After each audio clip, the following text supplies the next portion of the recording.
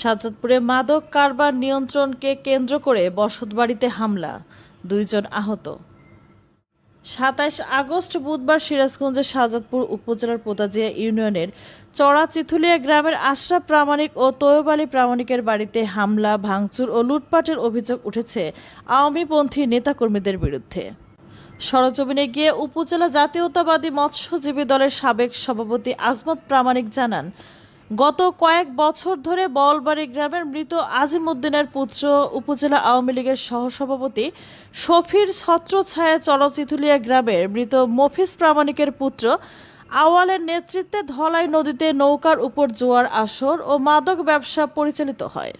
5 আগস্টের পর জোয়ার আসর মাদক ব্যবসা নিয়ন্ত্রণে নেন একই গ্রামের মৃত ইউসুফ প্রামাণিকের পুত্র মিজান। অভিযোগ রয়েছে, মিজান ছিলেন আওয়ামী লীগ নেতা শফির অন্যতম সহযোগী। ইউপি নির্বাচন ও জাতীয় নির্বাচনে আওয়ামীপন্থী প্রার্থীর পক্ষে প্রচারণা সহ ভোট ডাকাতি করার মাস্টার মাইন্ড ছিলেন এই মিজান। 5 আগস্টের পর খোল পাল্টে বাংলাদেশ জাতীয়তাবাদী মৎস্যজীবী দলের সাজাদপুর উপজেলা শাখার বর্তমান সভাপতি আল মামুন সরকারের সাথে ঘনিষ্ঠ সম্পর্ক স্থাপন করেন মিজান। আল মামুন সরকার একই গ্রামের ফটিক সরকারের পুত্র।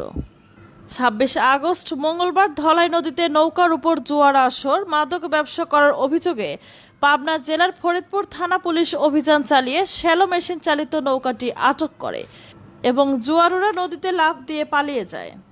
পুলিশ নৌকা আটক করায় ক্ষিপ্ত হয় মিজান। 27 আগস্ট বুধবার আওয়ামী লীগ নেতা মিজানের নেতৃত্বে 30 থেকে 40 জন যুবক বিএনপিপন্থী আশরাফ প্রামাণিক ও তৈয়ব আলী প্রামাণিকের বাড়িতে হামলা চালিয়ে ভাঙচুর, মারপিট ও লুটপাট করেন বলে অভিযোগ করেন। এতে হাসি খাতুন ও রিনা খাতুন নামে 2 জন আহত হয়। সাজাদপুর থানা পুলিশের একটি টিম ঘটনাস্থলে উপস্থিত হয় এবং হামলা হওয়া ঘরবাড়ি পরিদর্শন করেন।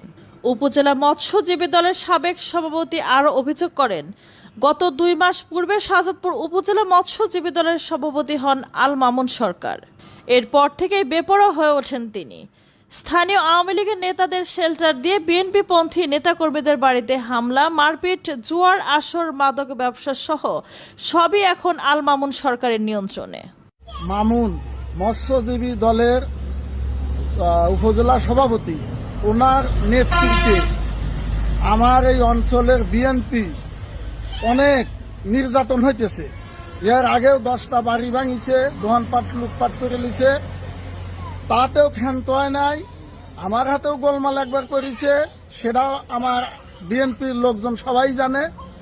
আবার আজকে সেই চ্যাংরাই জুয়া খেলায় ধরে নিয়ে গেল ইয়ের লোক, ফরিদপুর থানার লোক, পুলিশ ধরে নিয়ে গেল। এখন আমার ভাই বিরাদারে উপর চাপ দিছে যে তোদের লোক ওই সিএনজি চালায়, ফরিদপুরে যায়, উনি যালে আমার নৌকোটা বাড়াবে দেয় নাই।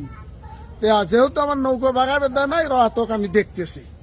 তখন এই আইসেলা আমার ভাই বিরাদার সেলন্দা বাজারেই আছে, ওরা আইসে 2টে বাড়ি ভাঙচুর করে লুটপাট দিয়ে টাকা পয়সা, একটা বাড়িতে বহু টাকা পয়সাও লিছে।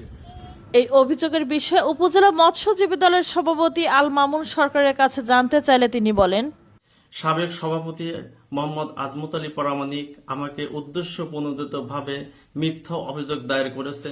সে এহেন আমাকে চরিতার্থ করার জন্য এরকম বক্তব্য প্রদান করেছে। আমি এর তীব্র বিরোধিতা করছি।